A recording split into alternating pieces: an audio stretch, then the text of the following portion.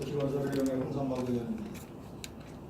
시민의 행복한 삶을 위해 노력하시는 의장님과 의원 여러분, 그리고 시장님을 비롯한 공무원 여러분, 새해에도 더 밝고 맑은 시민의 행복을 위해 함께 노력합시다.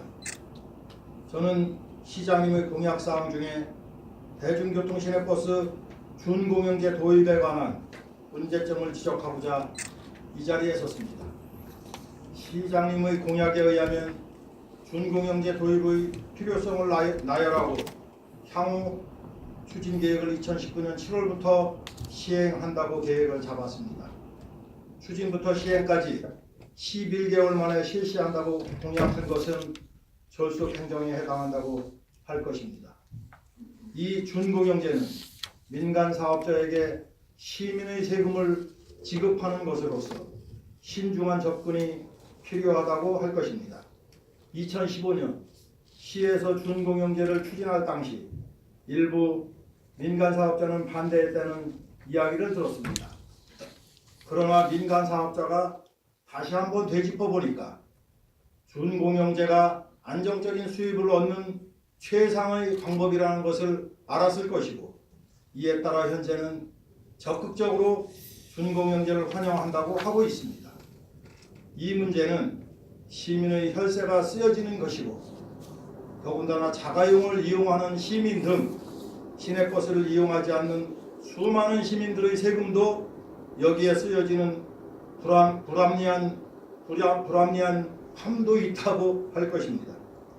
만약에 준공영제가 시행된다면 한두 푼도 아닌 해마다 수백억 이상의 세금을 민간 사업자에게 송금을 해 주어야 하는 것입니다.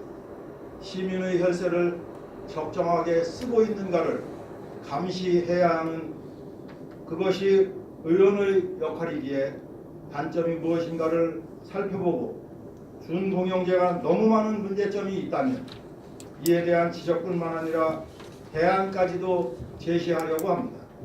그러기 위해서 저희 도시건설위원회 김용규 위원장님을 비롯한 8분의 의원들과 집행부 공무원들이 함께 지난 1월 말경 부산과 대구의 준공영제를 살펴보기 위해 출장을 다녀왔습니다.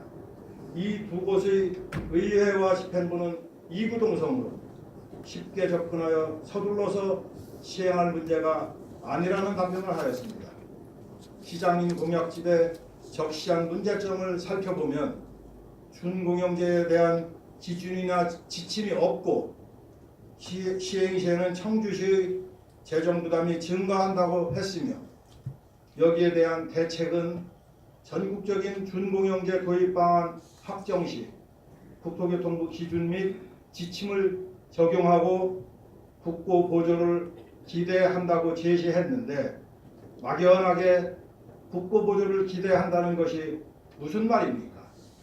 기대를 했는데 국고 보조가 안 되면 어떻게 할 것입니까? 저는 출장을 다녀와서 준공영제를 다시 한번 살펴보기 위해 다른 시의회 홈페이지에 들어가서 현재 시행하고 있는 준공영제에 대한 행정사무감사를 들어보았는데, 여기서도 이구동성으로 하는 말씀은 준공영제의 실패를 지적하고 어떻게 하면 이 세금 먹는 하마인 준공영제를 해제할 수 있을까 하는 방안을 논의하는 것을 보았습니다.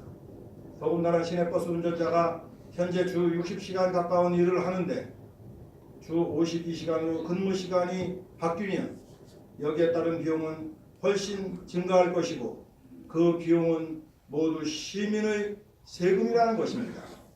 존경하는 의원 및 집행부 그리고 시민 여러분, 우리가 흔히 하는 말에 친구와 동업을 하면 친구 사이가 깨지니 친구와는 동업하지 말라는 말이 있습니다. 이렇게 절친한 친구 사이도 갈라놓는다는 동업을 민간 사업자와 행정부인 관이 함께한다? 더군다나 공무원은 길어야 3년 정도면 인사이동에 의해서 떠나는데 민간 사업자는 평생 그 자리에서 연구를 하지요. 누가 유리할까요? 준공영제가 바람직하지 않다면 다른 대안은 없는가? 다각도로 연구가 필요한 사항이라고 할 것입니다. 모쪼록 시민의 혈세가 수백억 이상 쓰여야 하는 준공경제 2019년 7월 19일 시행하려고 할 것이 아니라 좀 더 심사숙고해서 더 좋은 방법이 있으면 그를 찾아 시행해야 함이 옳다는 생각입니다. 감사합니다.